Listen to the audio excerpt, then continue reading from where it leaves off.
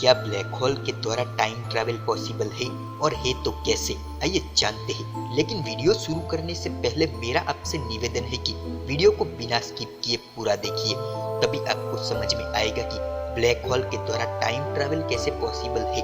तो आइए सबसे पहले जानते हैं कि व्हाट इज ब्लैक होल, आखिर ब्लैक होल होता क्या है। ब्लैक होल हमारे ब्रह्मांड में मौजूद एक ऐसा दानव है जो अपने रास्ते में आने वाले किसी भी चीज को अपने अंदर निगल लेता है, फिर चाहे वो कितनी ही बड़ी चीज क्यों ना हो, फिर चाहे वो पृथ्वी हो, सूरज हो या फिर कोई भी अन्य ग्रह हो। ब्लैक होल अपने रास्ते में आने वाली किसी भी चीज को नहीं बख्शता है, और जैसे जैसे ब्लैक होल अपने रास्ते में आने वाली चीजों को निगलता जाता है वैसे वैसे उसका आकार भी बढ़ता जाता है। आइए अब जान लेते हैं कि एक ब्लैक होल आखिर बनता कैसे है। जब कोई तारा मरता है तो उसमें से जन्म लेता है एक ब्लैक होल, और जब ये ब्लैक होल बनते हैं तो ये आकार में तो बेहद ही छोटे होते हैं, लेकिन इसका मास यानी कि द्रव्यमान सूर्य से हजारों गुना ज्यादा होता है, जिससे उसका ग्रेविटेशनल फोर्स यानी कि उसका गुरुत्वाकर्षण बल बहुत ही ज्यादा होता है। ब्लैक होल हमारे अंतरिक्ष में मौजूद एक ऐसा दानव है जिसके अंदर जाने वाली लाइट रेस भी कभी बाहर नहीं निकल पाती है। आइए जानते हैं कि ब्लैक होल से लाइट रेस क्यों बाहर नहीं निकल पाती है। ब्लैक होल एक ऐसा खगोलीय पिंड है जिसकी डेंसिटी यानी कि घनत्व बहुत ही ज्यादा है, जिसके गुरुत्वाकर्षण बल से लाइट रेस भी नहीं बच सकती है। और क्योंकि ब्लैक होल में गई हुई लाइट भी कभी निकल कर बाहर नहीं आ पाती है, तो इसीलिए इस ऑब्जेक्ट को हमारे वैज्ञानिकों ने ब्लैक होल नाम दिया है। आइए इसे एक एग्जाम्पल लेके समझते हैं। इमेजिन करो कि आप एक बहुत ही गहरे कुएं में सीधी टॉर्च मारते हो, तो अगर कुआं इंफिनिटी तक गहरा है तो आपके द्वारा मारी गई टॉर्च की लाइट वापस आप तक रिफ्लेक्ट होकर कभी नहीं आएगी। तो ऐसा ही हमारे ब्लैक होल में भी होता है।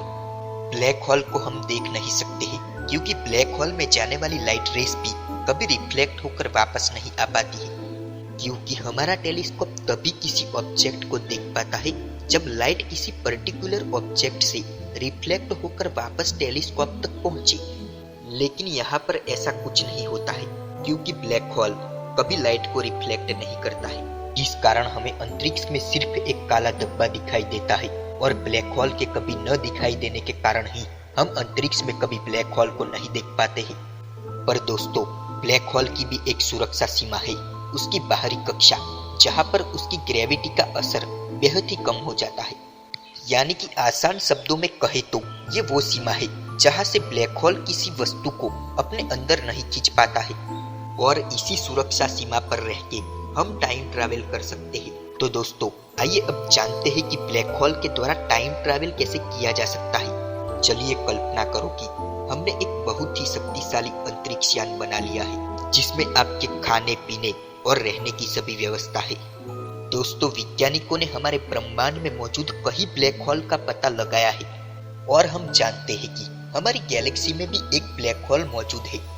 आइए चलते हैं हमारी मिल्की वे गैलेक्सी के ठीक सेंटर में, जहां हमारी गैलेक्सी का सबसे बड़ा ब्लैक होल मौजूद है, जिसका डायमीटर यानी कि व्यास लगभग 2.5 करोड़ किलोमीटर है।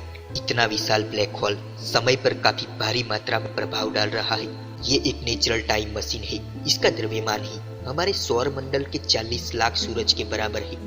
उसकी बाहरी कक्षा यानी कि उसकी सुरक्षा सीमा में समय की गति पृथ्वी की कंपैरिजन में लगभग आधी है।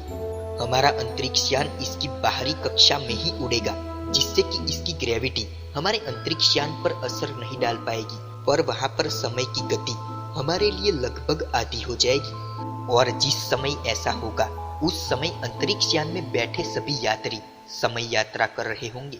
उनके लिए समय पृथ्वी के मुकाबले आधी रफ्तार से चलेगा। यानी कि अगर ये लोग इस समय यात्रा को 5 साल तक कंटिन्यू करते रहेंगे तो इस 5 सालों के अंतराल में पृथ्वी पर 10 साल गुजर चुके होंगे।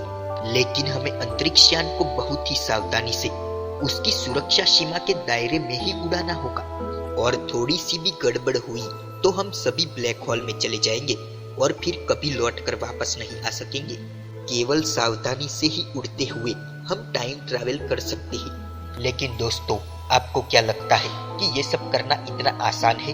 क्योंकि हमारी टाइम ट्रैवल की इस कल्पना में बहुत सारी अड़चने आएंगी। हमारी पृथ्वी का सबसे नजदीक ब्लैक होल ही हमसे लगभग 1600 लाइट ईयर दूर है।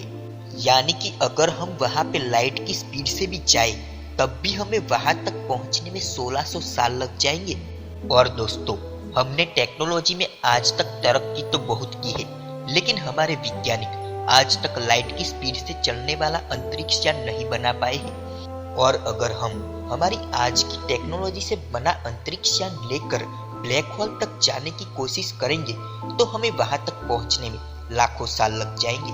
दोस्तों, यहाँ पर आकर हमारी समय यात्रा बहुत ही कल्पनाशील लगने लगती है।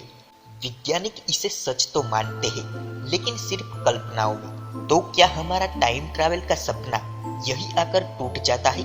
तो ऐसा नहीं है दोस्तों, क्योंकि टेक्नोलॉजी दिन बर दिन एडवांस होती जा रही है और हम आज नहीं तो कल एक ऐसा अंतरिक्ष यान बना ही लेंगे जिससे हम लाइट की स्पीड से भी ज्यादा तेज ट्रैवल कर पाएंगे।